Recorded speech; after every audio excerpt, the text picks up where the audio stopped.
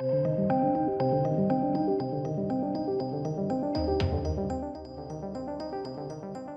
ladies and gentlemen, to ANDOR Episode 9 Review. Nobody's Listening is the title of the episode. Or I guess you could say not many people are watching this really, really good show. I stand by it week on, week out. I thoroughly enjoy this show. And this episode was no different. This episode is truly the representation of the bleakest Star Wars ever imaginable. And you know what? It's really important that we get that. Why?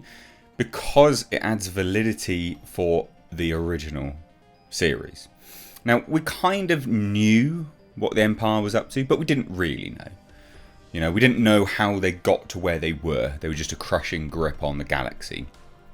This episode really begins to confirm it, but also confirm just how nasty and dark and evil the Emperor truly is. So, obviously Andor's in prison. We know that, right? But what we didn't know about the prison, what we were led to believe, was people were able to get free. Not anymore. Not anymore.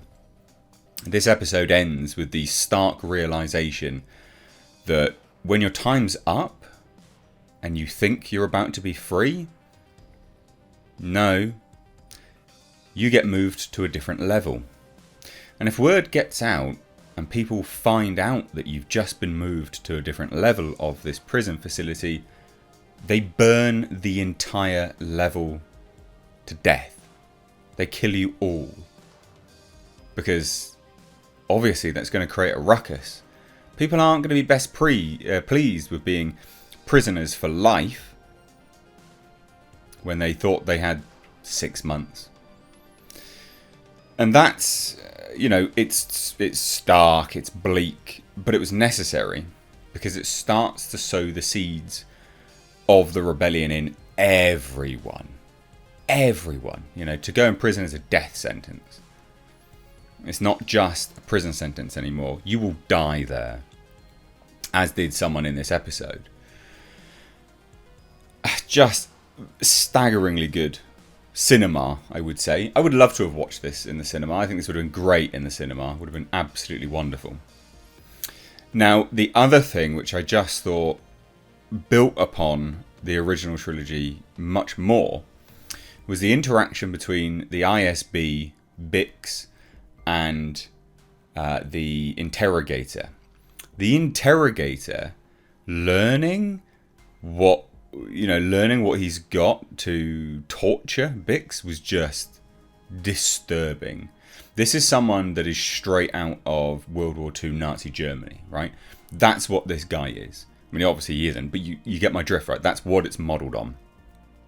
The Empire genocided an entire planet, and all that was left of the planet and the destruction were 3 officers cowering in the crawl space, because when the planet's inhabitants died, they let out such a noise that it traumatized, just auditorily traumatized the officers.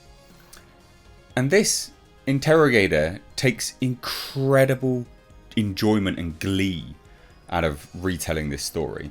So much so, he sounds positively just over the moon with the realization that they managed to synthesize out or whittle down the frequencies and find the exact frequency of the genocided children. And it was their screams that the ISB then honed in on and now play to victims of torture to get them to open up and be honest.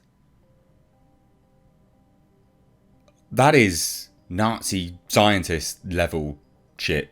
It's just disgusting. But it's this kind of stuff that builds out this world, takes it away from the Jedi and the mysterious nature of the Force and things like that, which is, of course it has its place, but it's not the boots on the ground Star Wars. And it builds this out into, you know, a realization as to why everyone was so pleased to have the Empire overthrown and so happy, you know, and so almost overjoyed that there was a Jedi around. Someone's going to save us, finally. The rebellion's going to save us, finally. All of this builds out that, and it's just so very good. You know, Gilroy's done such a good job with this. Has such a high amount of respect, very clearly, for the material. It's such a good show. Such a good show. Cyril, the former, you know, the former officer, like stalking Dedra because he's like got the hots for her. Essentially, she put in a good word. He's now got a promotion, but she essentially, well, I say got the hots, but we don't quite understand. Is it admiration? Is it that he, you know, thinks that she's romantic? We don't know. But what we do know is just that interaction is so awkward and weird, and it goes to show the bureaucratic nature of Dedra through and through. She's a bureaucrat. She lives her life by the book, task-oriented. That's all she does. She doesn't do anything else. She doesn't do interpersonal relations on any level. And that builds her character out more, finally. Because she was quite one note for a little while. So it's good to have her built out. It's just such a good series. And Cyril's interaction with his mother almost makes you feel sorry for him. You know, she's rummaging through his things. Why are you coming back late? You're out early. What are you doing? And the moment he goes, well, I've had a promotion. Oh, that's it. You get more cereal. Oh, I'm going to go tell my, you know, your uncle. He's going to be so happy. We're so happy. And she's very transactional. I did this for you. What are you doing for me? Because if you're not improving my status, you're literally a tenant here. Which she says words to that effect. And you almost feel sorry for him. You're almost looking at this guy and going like, well, I can see why you're so messed up.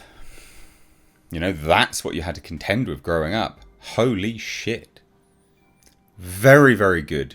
Very, very good show. Yeah, it's a slow burn. Yeah, some people don't like it. But I think if you were to give it a chance, you'd probably enjoy it. Maybe.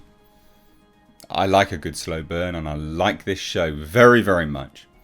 So there's my review of Nobody's Listening, which I thought was a fun play on word for multiple reasons. The prison, no one's listening in the prison. You know, Bix is listening, but no one else can listen to that sound, which tortures her. Very, very good show. Very good episode. Genuinely, some of the best Star Wars I've seen in a long time.